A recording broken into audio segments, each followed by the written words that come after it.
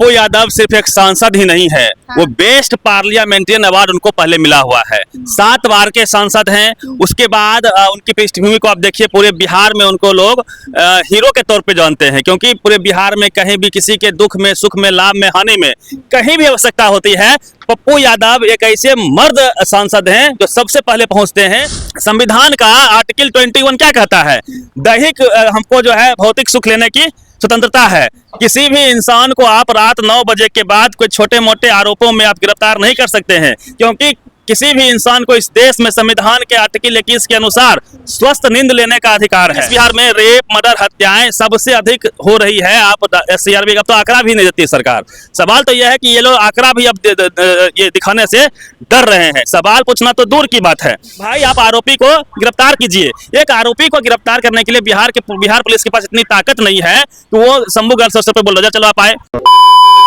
कि जैसे ही नीट छात्रा के मामले में पप्पू यादव ने बोलना शुरू किया, वैसे ही कुछ पुराने मामलों में पप्पू यादव को गिरफ्तार कर लिया गया पुलिस द्वारा।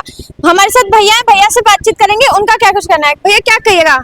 देखिए, पप्पू यादव सिर्फ एक सांसद ही नहीं है, वो बेस्ट पार्लियामेंटेरियन अवार्ड उनको पहले मिला हुआ है। 7 बार के सांसद हैं। उसके बाद उनकी पृष्ठभूमि को आप देखिए, पूरे बिहार में उनको लोग हीरो के तौर पे जानते हैं, क्योंकि पूरे बिहार में कहीं भी किसी के दुख में, सुख में, लाभ में, हानि में कहीं भी आवश्यकता होती है, पप्पू यादव एक ऐसे मर्द सांसद हैं जो सबसे पहले पहुंचते हैं। सांसद नहीं भी थे, हारे हुए भी थे, फिर भी उन्होंने कोरोना में देख लीजिए, बाढ़ में देख लीजिए, तमाम मसलों पे वो सबसे पहले पहुंचते हैं। मीडिया में लाइमलाइट आता है, वो मुद्दा आगे बढ़ता है और उसको पीड़ित को न्याय मिलता है। तो पप्पू यादव एक सिर्फ सांसद ही नहीं है, वो गरीबों के दिलों की धड़कन भी हैं, गरीबों के नेता भी हैं, लोगों का दिल भी वो जीतते हैं। मोदी जी क्या कहते हैं कि मैं लोगों का दिल जीत के आया हूं। नहीं, एक्चुअल में कोई यदि इस देश में, इस बिहार में किसी ने दिल जीता है जनता का, तो वो एकलौते पप्पू यादव हैं। वर्तमान समय में 14 करोड़ आबादी है इस बिहार की, लेकिन 14 मर्द नेता नहीं है जो गरीबों की न्याय को लड़ते हो।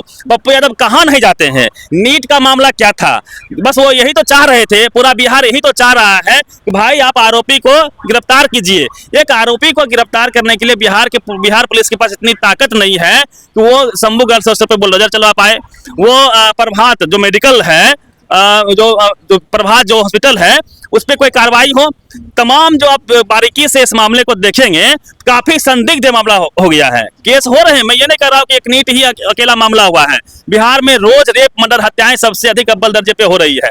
तो मेरा वही कहना है, बस उनका सीधा तो डिमांड था कि भाई इस छात्रा को न्याय कैसे मिलेगा। और पटना में गर्ल्स हॉस्टल में जिस प्रकार से नेक्सस काम कर रहा है देव व्यापार का, उसको लेके बिहार सरकार को चिंता नहीं है। लेकिन चिंता क्या था कि यह मामला हाई प्रोफाइल धीरे धीरे बनता जा रहा था। तो पप्पू यादव को किसी पुराने केस में आप जो है गिरफ्तार कर लीजिए। इस देश में कौन ऐसा नेता नहीं है जिसपे 100-200 मुकदमे नहीं है, सब पे मुकदमा होते हैं। लेकिन उस मुकदमे के एवज में जिस प्रकार से कार्रवाई पप्पू यादव पे हुई है, टाइमिंग को देख लीजिए आप। ये कार्रवाई इस कांड से पहले होती तो लोग इसको कैजुअल समझते, लेकिन जब जो है पप्पू यादव नीट पे बोल रहे हैं, पूरा बिहार नीट पे पूछ रहा है, सरकार से पूछता है, बिहार चल रहा है, उस वक्त में पप्पू यादव को जिस प्रकार से उनके साथ बदसलूकी हुई वो कंडेमनेबल है। और मैं एक बात और कह देना चाहता हूँ, संविधान का आर्टिकल 21 क्या कहता है? दैहिक हमको जो है भौतिक सुख लेने की स्वतंत्रता है। किसी भी इंसान को आप रात 9 बजे के बाद कोई छोटे मोटे आरोपों में आप गिरफ्तार नहीं कर सकते हैं, क्योंकि किसी भी इंसान को इस देश में संविधान के आर्टिकल 21 के अनुसार स्वस्थ नींद लेने का अधिकार है। तो किसी को स्वच्छ हवा में सांस लेने का अधिकार है। किसी के घर के बगल में आप गंदगी भी नहीं डाल सकते हैं। तो कहीं ना कहीं कोर्ट के नियमों को ताक पे रख के जिस प्रकार से पुलिस ने सिविल ड्रेस में जाके पप्पू यादव को गिरफ्तार किया है, ये विचारणीय है कि यदि आप सरकार से सवाल पूछेंगे, मुखरता से पूछेंगे, ये सरकार आपको कटघरे में शामिल कर देगी, ये सरकार आपको जेल में डाल देगी। पप्पू यादव बीमार थे। पप्पू यादव अकेला शख्स है, यदि कोई उनके पास जाता है किसी भी तरह की सहायता के लिए, तो सबसे पहले वो उपस्थित होते हैं। और पूरे बिहार ही नहीं, दिल्ली तक यदि किसी को किसी हॉस्पिटल में बेड नहीं मिलता है तो सबसे पहले पप्पू यादव के पास जाता है फोन। पप्पू यादव के लड़के तुरंत, मतलब विदिन 5 मिनट आपको बैक कॉल करेंगे, कांटेक्ट करेंगे, आप रास्ते में है, कहाँ है, आपकी स्थिति को जानेंगे और सबसे पहले हॉस्पिटल के गेट पे आपको उनके आदमी मिलेंगे और जाके वो बेड दिलवाते हैं। वैसे महान शख्स को एक बेड नहीं मिला पीएमसीएच में, एक आईजीएमएस में बेड नहीं मिला। उनको रात के अंधेरे में कभी गीज के अस्पताल ले जाया जा रहा है, कभी जेल ले जाया जा रहा है, फिर कभी आईजीएमएस ले जाया जा रहा है। मतलब मैं तो कह रहा हूं कि जबकि उनके स्वास्थ्य को आप सब जानते हैं कितना उनका स्वास्थ्य सही नहीं रहता है, तो कहीं ना कहीं ये बहुत ही विचारणीय है कि जो शख्स सबके लिए मरता हो, जो सब शख्स सबको बेड दिलाता हो, उसको एक बेड नहीं मिल रहा है इस बिहार में।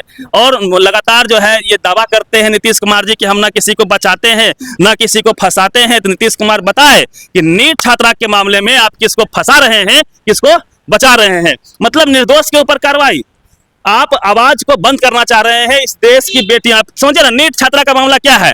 कोई लड़की है, गांव की लड़की, जहानाबाद की छोटे से गांव से निकल के आई थी, गरीब परिवार की लड़की थी। उसकी मां ने सपना देखा कि मेरी बेटी डॉक्टर बनेगी। क्यों देखा? क्योंकि वो जो छात्रा थी वो मैट्रिक में टॉप 10 थी अपने डिस्ट्रिक्ट में, पढ़ने में बहुत मेधावी थी।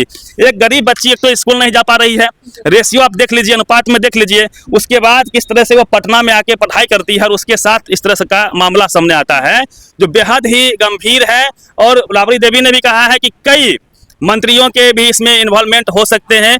तो मैं कह रहा हूं कि मामला काफी हाई प्रोफाइल है, ये तो अब सीबीआई को देना पड़ गया। अच्छा, सिर्फ नीट छात्रा का ही नहीं, दरभंगा में 5 साल के बच्चे का भी रेप हुआ है। रोज मैं तो आप आंकड़ा निकालिए कि प्रतिदिन इस बिहार में रेप, मर्डर, हत्याएं सबसे अधिक हो रही है। आप SCRB का तो आंकड़ा भी नहीं देती सरकार।